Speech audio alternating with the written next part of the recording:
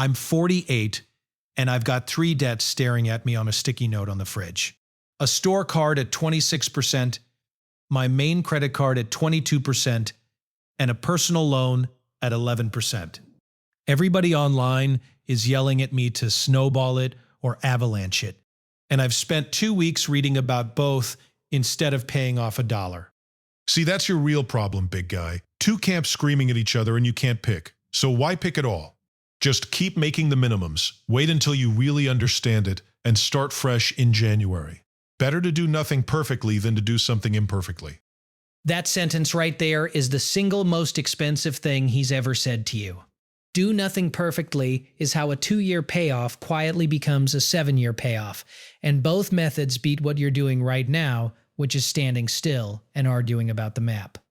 Okay, fair, but they really are different, right? Like mathematically, one of them has to be better. One of them is better on paper, and I'll show you exactly by how much. But better on paper and the one you actually finish are not always the same plan, and that's the whole video. Boring already. This is why people just give up and buy something nice instead. Let me lay out the 2 roads first, then we'll race them. Road 1 is the Avalanche. You pay the minimum on everything, then throw every spare dollar at the highest interest rate first. For you, that's the store card at 26%. Right, because the highest rate is the one costing me the most money. Exactly, you attack the most expensive debt first, regardless of how big it is. Mathematically, the Avalanche always wins, because you're killing your priciest interest as fast as possible. Road 2 is the Snowball. You pay the minimum on everything, then throw every spare dollar at the smallest balance first. Wait, smallest balance, not highest rate? Smallest balance, ignore the rate completely. You knock out the little one fast, feel the win, then roll that whole payment onto the next smallest. So one of them is do the math and the other is feelings. And you're seriously going to recommend feelings? I'm going to recommend the one that actually crosses the finish line. And stay with me, because that's not the obvious answer. All right, let's put real numbers on my sticky note, because abstract is killing me. Good. Let's build your 3 debts and I'll state every assumption out loud so nobody cheats. Store card, $800 at 26%. Main credit card, $6,000 at 22%. Personal loan, $10,000 at 11%. So $16,800 total, that tracks with the pit in my stomach. And let's say after all your minimums, you've got $400 extra a month to attack this with. That number's the engine, and we keep it exactly the same for both plans, so it's a fair race. $400 a month, that's a steak dinner and a concert ticket. Just gone, every single month. Okay, run the Avalanche first. The math genius version. Avalanche, you point that $400 at the 26% store card, on top of its minimum. That $800 balance is gone in roughly 2 months. Then the freed up money rolls onto the 22% main card, and everything lands on the 11% loan last, because it's the cheapest interest. And what does that cost me in total interest? Across the whole payoff, the Avalanche runs you somewhere around $2,400 in interest, the lowest possible number you can pay on this exact debt. See, debt's not even that bad. It's not that bad, it's just the smallest of the bad options. All right, now the Snowball, the feelings one. Snowball, you ignore the rates and point that same $400 at the smallest balance, which is also the $800 store card, so the first move looks identical. But after that, you go to the $6,000 card next, because it's smaller than the loan, then the $10,000 loan last. Hang on. That's almost the same order as the Avalanche. In your specific case, yes, your smallest balance and your highest rate happen to be the same card. So they're identical. This whole argument is fake. I'm going home. Not identical, the second and third steps differ slightly, so the Snowball costs you somewhere around $2,700 in interest. All in. So let me get this straight. Avalanche about $2,400 in interest. Snowball about $2,700. That's the side-by-side, And here's the punchline. The Avalanche saves you about $300 over the entire payoff. $300, that's it. I spent 2 weeks paralyzed over $300. Over several years, yes, $300 total. On bigger or messier debts, that gap can stretch toward $1,000 or $2,000, but for a regular pile like yours, it's small. Wait, hold on. $300 is $300. Take the Avalanche. Math boy was right. He would be right if every human being were a robot who finishes everything they start. But here's the trap underneath the trap. There's always a trap underneath the trap, with you too. The Avalanche saves the most money only if you actually finish it, and it makes you start with the slowest possible momentum. What do you mean, slowest momentum? Imagine your biggest interest rate is sitting on your biggest balance, so the Avalanche tells you to attack that giant first. You could throw money at it for a year and still have 3 debts on the fridge. No win, no progress you can feel. Ooh, a year of no rewards. This is exactly when you give up and go back to making minimums. And that's the whole point.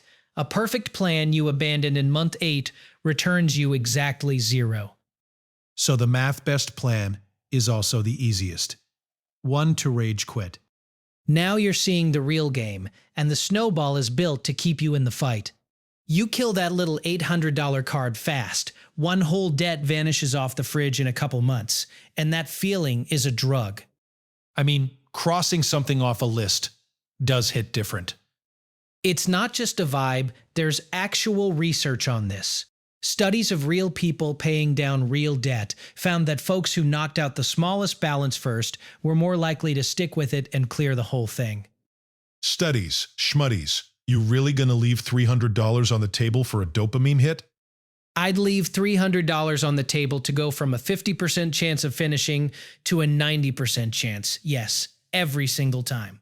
A guaranteed $300 of savings on a plan you quit is worth nothing. Okay, that reframes the whole thing. It's not Avalanche versus Snowball. It saves $300 versus actually gets done. That is the entire decision in one sentence, and most of the internet never tells you that part. Fine, but you want to hear the real winning move. Don't pick either one. This stuff is genuinely too slow. 4 years is forever. Just keep paying minimums and enjoy your life now. Honestly, that does sneak in sometimes. Like 4 years of throwing $400 a month at this is 4 years of saying no to things. Let me show you what too slow actually buys you, because his version isn't fast, it's permanent. With either real method, you're done in roughly 4 years, and you pay around $2,500 in interest. With his just keep paying minimums plan, you pay for well over a decade and hand the banks many thousands more, because that store card at 26% never really shrinks. So too slow is the trap, because doing nothing is the slowest thing of all. The slowest plan on Earth is the one you never start, and Snowball and Avalanche are basically tied for first, while his plan is in last by a mile. Okay, but what about waiting for the perfect spreadsheet? Build a model, factor in every fee, optimize to the penny, then start when it's flawless. That's literally what I've been doing for 2 weeks. And it's cost you 2 weeks of interest for a plan you could have started on day 1. This is paralysis by analysis, just procrastination wearing a calculator costume. The difference between the perfect method and a decent method is a few $100s, but the difference between starting today and starting someday is your whole payoff. All right, I'm convinced, but tell me which one I actually pick. No more on the other hand. Here's the honest rule, and it's about you, not the math. If you've ever started a debt plan before and stalled out, you take the Snowball full stop. You need the early wins more than you need that $300. That's me. I've quit a payoff plan twice before. Then you're a Snowball person, and you should feel zero guilt about it.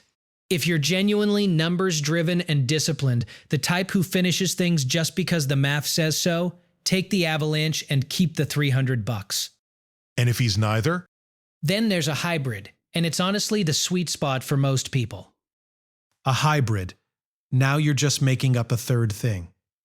It's simple. You knock out one or two tiny balances first for the momentum, then switch to attacking the highest rate so you get the early win, and then let the math take over. Oh, so for my exact debts, the hybrid basically is the Avalanche. In your lucky case, yes, your smallest debt is also your priciest. So all three plans nearly line up, which means you literally cannot make a wrong choice here. Wait, so you cooked the example so he can't lose? I picked a realistic example to show that the methods matter way less than people pretend. And most of the time you fight over $300 while ignoring the thousands you're saving just by starting. Okay, so give me the actual moves, the buttons I'd press tonight. 3 concrete moves, and you can do all of them in one evening. Move 1, list every debt with its balance and rate, smallest at the top, on paper or a notes app where you can see them all at once. I already half did that. It's the sticky note on the fridge. Then you're ahead of most people. Just add the interest rate next to each one. Move 2, pay the minimum on every debt so nothing goes to collections. Then take every spare dollar, your $400, and pile it on one target debt only. One debt, but spreading it around feels safer. A little on each. Keep everybody happy. Spreading it around is exactly how you make slow progress on all 3 and feel like you're drowning. Smallest balance if I'm a quitter, highest rate if I'm a robot.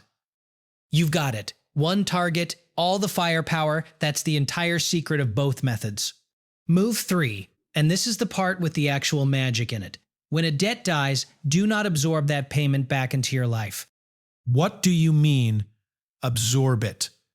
When you finish the store card, you free up its minimum plus your $400, and most people quietly let that money slide back into restaurants and subscriptions.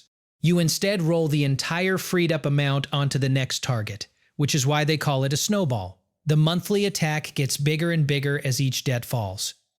So my payment toward the loan at the end is way bigger than $400. Right, by the time you reach that last debt, you might be throwing $600 or $700 a month at it. Same money out of your pocket the whole time, but it lands like a wrecking ball.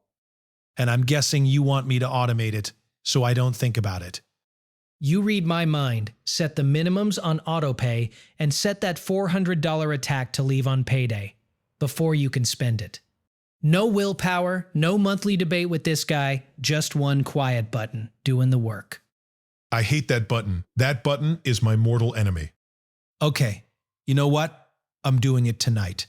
I'm writing all 3 debts with their rates. I'm aiming the $400 at the store card, and I'm setting it to autopay. That's the move. You stopped picking the perfect method, and you picked a method which is the only choice that ever mattered. 4 years instead of 14, a couple thousand back in my pocket, and I finally get to start crossing things off that fridge. And whether the snowball or the avalanche saves you $300 at the end is a rounding error next to actually finishing. Fine, fine. I'll get him next time when he wants to optimize his investing for 6 months instead of starting. We'll be ready. You know what's strange? I feel lighter already, and I haven't paid off $1 yet. That's because the heavy part was never the debt. It was the deciding 2 weeks of what if I pick wrong on top of the actual balances. And here's the thing, nobody tells you at this age. The 2 camps yelling Snowball versus Avalanche are arguing over the smallest part of the whole thing. Because the big money was never in the method, it was in starting and finishing. That's almost always how it goes. The perfect plan you abandon loses to the decent plan you finish, every single time. So here's where I've landed, and maybe you needed to hear it too. If you're 40 plus and you've been stuck choosing between Snowball and Avalanche, just pick the one you'll actually finish. If you've stalled before, snowball it and take the early wins. If you're disciplined and numbers driven, Avalanche it and pocket the extra few hundred. And if you can't decide, hybrid it. Kill a tiny one for the momentum, then chase the highest rate. List the debts, minimums on all of them, every spare dollar on one target, then roll it forward. So tell me in the comments which one you're running, Snowball, Avalanche, or Hybrid, because I genuinely want to know. Hit the like button if the plan you finish beats the plan you optimize. finally made it click. And subscribe so bad money doesn't get to talk the next person into doing nothing perfectly without me there to argue. Smart and dumb money moves for 40 and over, one decision at a time. This is education, not financial advice, but the math is the math.